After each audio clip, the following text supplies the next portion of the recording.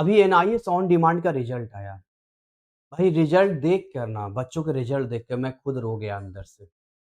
जो बच्चा पिछले बोर्ड में कंपार्टमेंट की वजह से एनआईएस बोर्ड में आया था, उसका रिजल्ट अगर फिर से खराब हो जाता है तो उसके साथ क्या बीतेगी?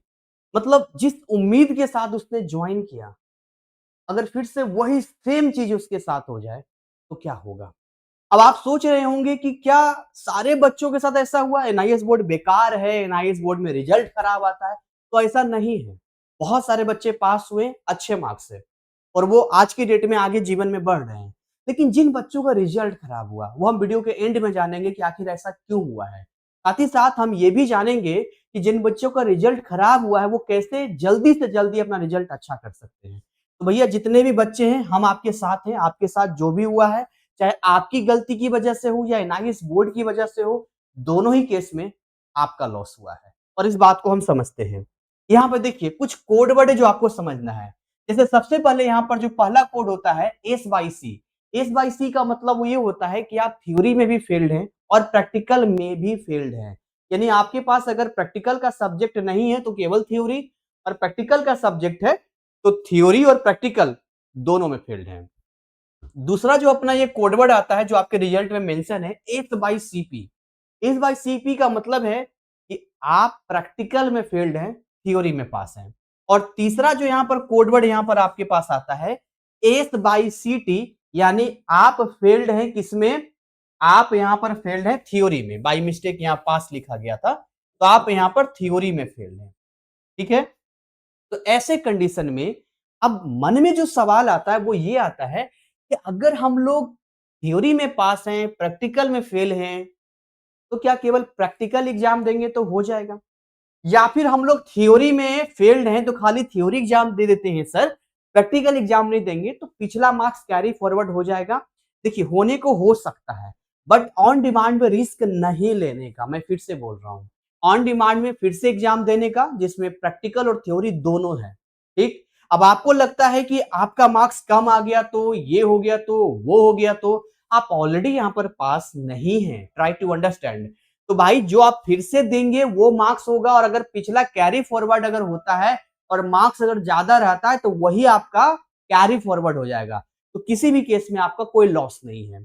आगे यहां पर हम बात करना चाहेंगे कि अब हम एग्जाम कब दे सकते हैं। देखिए अगर आप हमारा वीडियो देख रहे हैं और अगस्त में आपके पास समय है, तो आप अगस्त में जिन सब्जेक्ट का आपका रिजल्ट खराब हुआ है, केवल उन्हीं सब्जेक्ट का एग्जाम देकर क्लियर कर सकते हैं। जितनी जल्दी एग्जाम दोगे ना, उतना जल्दी रिजल्ट आएगा आपका। और अगर आपका टाइम निकल चुका है या आपको लगता है कि हमें थोड़ा सा और समय चाहिए सर, अभी हम बात करेंगे कि ऐसा ये सब क्यों हुआ है, तो थोड़ा सा समय चाहिए सर। तो अगर थोड़ा सा समय आपको यदि चाहिए तो भाई ऐसे कंडीशन में आप सितंबर के लिए भी अप्लाई कर सकते हैं। मेरा एक सिंपल सा छोटा सा सवाल आपसे रहेगा कि आखिर ऐसा क्यों हुआ? जब हमारे बच्चों से बात हुई तो बच्चों से हमने पूछा कि भाई क्या कमी रह गई थी, आप तैयारी नहीं करके गए थे क्या, या फिर वहां जाने के बाद क्वेश्चंस आपसे सोल्व नहीं हुए थे, या क्वेश्चन सोल्व हुआ था और एनआईएस बोर्ड ने जानबूझकर आपका रिजल्ट खराब कर दिया? जानते हैं जवाब क्या आता है? जवाब आता है कि सर जल्दबाजी में थे, समझ में कुछ नहीं आया, हमें लगा नॉर्मल है, हमने फॉर्म फिल कर दिया और फटाफट एग्जाम देकर आ गए। दोस्त केवल एग्जाम दे देने से ना आप क्वालिफाई नहीं हो जाएंगे, इसके लिए पढ़ना पड़ेगा आपको। हमने पूछा कि आपके जो भी सब्जेक्ट रहे, क्या उन सब्जेक्ट में कोई दिक्कत है? तो बोले हाँ सर तैयारी नहीं हुई थी। तो आपको एक माइंडसेट लेके चलना है कि भाई हमें अपनी तैयारी को अच्छा करना है। आप क्लास 10th में फेल हैं, क्लास 12th में फेल हैं, देखो जितनी बार भी आप एग्जाम दोगे उतनी बार आपका पैसा लगेगा, डिमोटिवेट अलग हो गए। तो आपसे रिक्वेस्ट रहेगा, ये आपसे रिक्वेस्ट रहेगा कि आप पढ़ाई करके जाइए। अगर आपको लगता है पढ़ाई में कोई दिक्कत आ रही है तो दिए गए नंबर पे हमें व्हाट्सएप कीजिए। आपको अगर अगले डेट को सिलेक्ट करने में दिक्कत आ रही तब भी आप हमें हेल्प एंड सपोर्ट हमसे ले सकते हैं। हम आपके साथ हैं, हम आपकी भावनाओं को समझ रहे हैं, आपके इमोशंस को समझ रहे हैं, आपके साथ क्या बीत रही है। जिसके साथ बीतता है ना वही समझ सकता है। ये टीचर मुझे पता है, ये कुछ बाहर के लुटेरे लोग कभी नहीं समझ पाएंगे। उन्हें तो लगेगा अच्छा हुआ पैसा आएगा अपने पास में, लेकिन हम समझते हैं यार, बहुत गरीब घर से बच्चे आते हैं। ऐसे बच्चे हैं जो अपने पेरेंट्स को नहीं बता पा रहे हैं। कह रहे हैं सर किस मुँह से बताएँ सर, पिछला बार भी रिज़ल्ट खराब हुआ था, इस बार भी पैसा लेके एनआईएस में इतना पैसा लगा दिए, कुछ बिचौलियों ने उनसे 12,000 15 20-20 हज़ार रुपए ले लिए और फिर से रिज़ल्ट खराब हो गया है। अब सर फिर से पैसा लगेगा, हिम्मत नहीं हो रहा है सर कि हम पेरेंट्स को बताएँ। हमने कहा पेरेंट्स से बात करा दो, मैं समझाता हूँ उनको। मैं क्या करूँ बताओ, मैं आपके लिए क्या करूँ? एग्ज़ाम तो देना पड़ेगा ना आपको, जो सच्चाई जो है और मेन थीम क्या है? मेन थीम है आपकी पढ़ाई। तो अगर आप पढ़ाई के लिए आपके कोई ऐसा सब्जेक्ट है जिसमें आपको दिक्कत आ रही है, आप चाहते हैं 10 दिन में सर कुछ बता दो जिससे मेरा काम हो जाए, कुछ क्वेश्चंस, कुछ सिलेबस तो दिए गए नंबर पे हमें व्हाट्सएप कीजिए, हमारी टीम पूरी आपको हेल्प करेगी। जो भी क्लासेस हमारे पास अवेलेबल होगा, जो पेड कोर्स में है, जो गुरुदक्षिणा के तौर पे छोटा-मोटा अमाउंट हम आपसे लेते हैं, उसमें आपको जॉइन करा देंगे, प्रॉपर गाइड करेंगे, सपोर्ट करेंगे। क्योंकि मेन काम जो होता है वो थ्योरी का होता है। थ्योरी में देखिए अगर कोई बच्चा प्रैक्टिकल में फेल है, तो बहुत बड़ा सवाल खड़ा होता है कि भाई प्रैक्टिकल में कोई फेल नहीं होता तो आप कैसे फेल हो गए? आपने फाइल अच्छे से नहीं बनाई थी क्या? कहाँ से फाइल आपने बनाई थी? कहीं ऐसा तो नहीं कि आपने गलत फाइल बना ली? तो आप हमारी टीम से संपर्क करेंगे, आपको सही प्रैक्टिकल फाइल हम आपको अवेलेबल कराएँगे। आपको अगर होम डिलीवरी चाहिए ना कि written handwritten practical file चाहिए, तो भी हम व्यवस्था आपका कर देंगे। लेकिन आपको ये पहले समझना पड़ेगा कि आखिर ऐसा क्यों हो रहा है? एग्ज़ाम देना कोई बहादुरी नहीं है। इस बार भी रिज़ल्ट खराब हो गया तो क्या करोगे? मतलब फिर तो सुसाइड करने के अलावा कोई मौका रहेगा? हालाँकि बेकार की चीज़ें हैं। एकदम बेकार नॉनसेंस चीज़ें हैं यार। एनआईएस 5 साल का आपको मौका देता है, 5 साल में मल्टीपल टाइम है, क्या हो गया?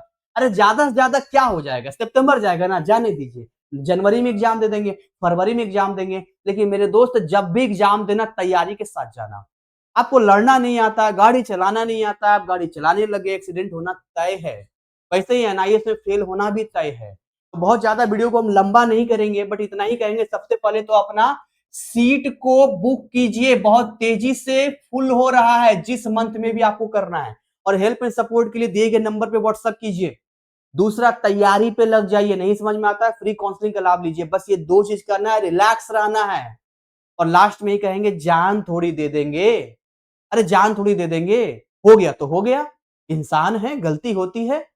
ये क्या बात हो गई कि आप पेरेंट्स से छिपेंगे, आप पेरेंट्स से बातों को छिपाएँगे, आप शर्माएँगे, आप खुद ही डिमोटिवेट होंगे। आपका दिमाग ही जब डिस्टर्ब रहेगा तो आप अगला तैयारी क्या करोगे? और जब अगला तैयारी नहीं होगा, फिर से रिजल्ट खराब होगा तो फिर किसको आप दोष दोगे? नाइस बोर्ड को। इसमें नाइस बोर्ड की कोई गलती है क्या?